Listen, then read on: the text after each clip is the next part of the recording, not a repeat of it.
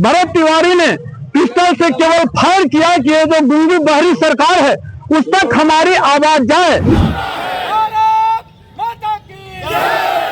जो सिस्टम के खामियों से लड़ना चाहता है, जो सिस्टम को बदलना चाहता है, वो सारे नौजवान आज भरत तिवारी के साथ हैं।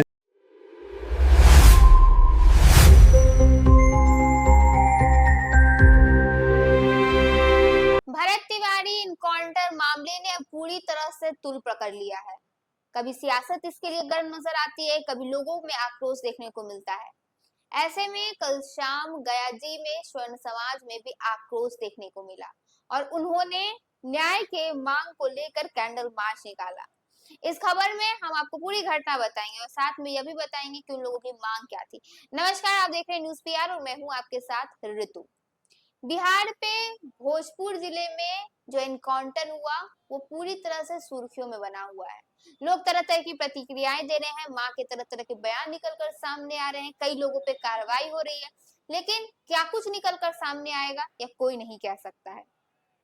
दरअसल भरत तिवारी की मौत के विरोध में अब कई जगह पर कैंडल मार्च निकलने लगे हैं। ऐसे में कल देर शाम गया शहर में स्वर्ण समाज की ओर से भी एक आक्रोश मार्च निकाला गया।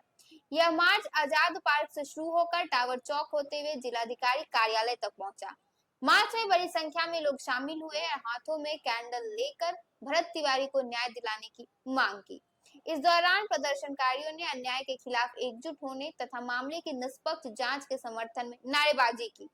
आक्रोश मार्च का नेतृत्व कर रहे कौशलेंद्र नारायण और गुड्डू बर्नवाल ने कहा कि इस देश का व्यवस्था पूरी तरह से चौपट हो चुका है। सिस्टम के खिलाफ आवाज उठाने वालों को एनकाउंटर किया जाता है। जनता का काम नहीं होता था, जिसके खिलाफ भरत तिवारी खड़े नजर आए। उन्होंने कई ऐसे सवाल उठाए जो बेहद जरूरी थे, सरकार के लिए नहीं बल्कि जनता के लिए। ऐसे में उनका जो एनकाउंटर हुआ ये बेहद निराशाजनक है। भरत तिवारी की मौत की निष्पक्ष एवं उच्च स्तरीय जांच जरूर होनी चाहिए। उन्होंने आरोप लगाया कि भरत तिवारी जनता से जुड़े मुद्दे को उठाते थे और विभिन्न समस्याओं के समाधान के लिए लगातार आवाज बुलंद करते थे। वक्ताओं का कहना था कि मामले में कई ऐसे सवाल हैं जिनका जवाब अभी तक स्पष्ट रूप से सामने नहीं आया है, इसलिए पूरे घटनाक्रम की निष्पक्ष जांच होनी चाहिए। मार्च में शामिल लोगों ने जिलाधिकारी कार्यालय पहुंचकर अपनी मांगों को दोहराया। प्रदर्शनकारियों का कहना था कि भरत तिवारी की मौत के मामले में निष्पक्ष जांच कर दोषियों की पहचान की जाए और उनके खिलाफ कड़ी से कड़ी कार्रवाई जरूर हो, ताकि आने वाले समय में कोई भी ऐसा मामला निकलकर सामने नहीं आए। ऐसे में अब इस पूरे मांग पर लेकर सरकार क्या कुछ निर्णय लेगी या आगे लोगों को देखना बेहद ही अलग होगा। क्या कुछ उससे निकलकर सामने आता है, किसके खिलाफ कार्रवाई होती है और इस पूरे घटना के पीछे क्या कुछ खुलासा होता है।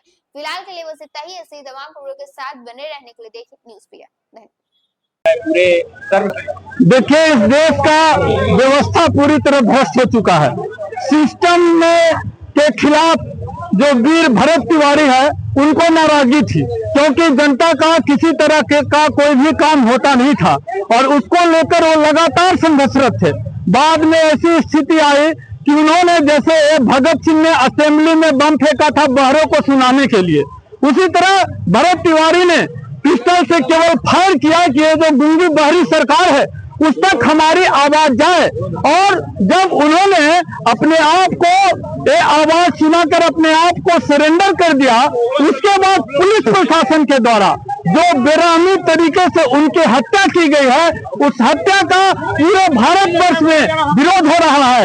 और हरेक नौजवान जो भ्रष्टाचार से त्रस्त है, जो सिस्टम के खामियों से लड़ना चाहता है, जो सिस्टम को बदलना चाहता है, वो सारे नौजवान आज भरत तिवारी के साथ हैं। और हम आप सबों के माध्यम से मांग करना चाहते हैं कि जो पुलिसकर्मी भरत तिवारी के हत्या में संलिप्त है, उनको केवल सस्पेंड करने से काम नहीं चलेगा, उनको सजा देने की बात है तो उन पर 302 के तहत मुकदमा दर्ज हो।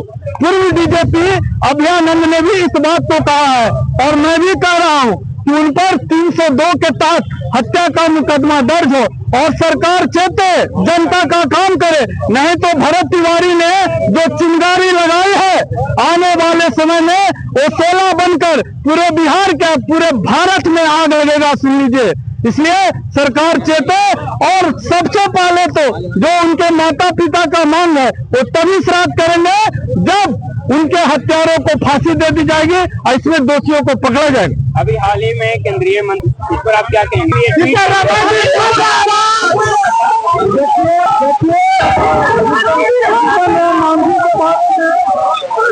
के बारे में क्या कहना है, कभी वो राम पर टिप्पणी करते हैं, कभी ब्राह्मण समाज पर टिप्पणी करते हैं और जाकर फिर कुंभ में डुबकी लगाते हैं, कभी राम के अस्तित्व पर भी प्रश्न चिन्ह खड़ा करते हैं और फिर मंच पर आकर हम लोग के साथ जय श्री राम का नारा लगाते हैं। तो ऐसे व्यक्ति को ये कहने का राइट नहीं है और अगर इस तरह वो करेंगे तो एक बार संसद का मुंह देख लिए हैं, दोबारा उनको ये नसीब नहीं होगा। ये समाज जब जग जाता है तो अच्छे अच्छे नेताओं को यहाँ से छोड़कर, घर छोड़कर भागना पड़ता है और यही हाल उनका होने वाला है आने वाले समय में।